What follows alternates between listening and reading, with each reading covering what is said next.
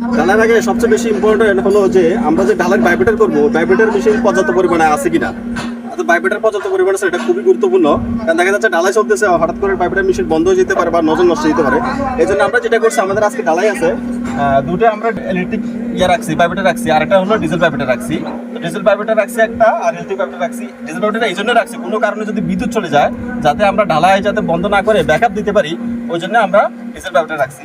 এখানে যে আমার ইলেকট্রিক ভাইব্রেটর, এগুলো হলো 3 ঘোরা করে, আর নজল যেহেতু আমার এটা ব্রিজের পাইল ক্যাপ, এই জন্য দেখা যাচ্ছে যে আমার এই নজলগুলো 2 ইঞ্চি করে রাখতে হয়েছে। এগুলো বাজারে অ্যাভেলেবল পাওয়া যায়, 1 ইঞ্চি থেকে 1.5 ইঞ্চি, 2 ইঞ্চি, 2.5 ইঞ্চি, 3 ইঞ্চি বিভিন্ন ধরনের ভাইব্রেটর নজল পাওয়া যায়। এই নজলটা হলো 2 ইঞ্চি ভাইব্রেটর নজল। এই যে আমি একটু দেখাচ্ছি। ঢালাই শুরু করার আগে অবশ্যই এই যে ভাইব্রেটর নজল যেটা আছে, এটা অবশ্যই একটু চেক করে নেবেন যে ভাইব্রেটর নজলটা ঠিক আছে কিনা। কারণ ঢালাই শুরু করার পরে যদি কোনো ডিস্টার্ব হয়, তখন আসলে ঢালাই বন্ধ করে রাখা কঠিন হয়ে যায়। এই জন্য ঢালাই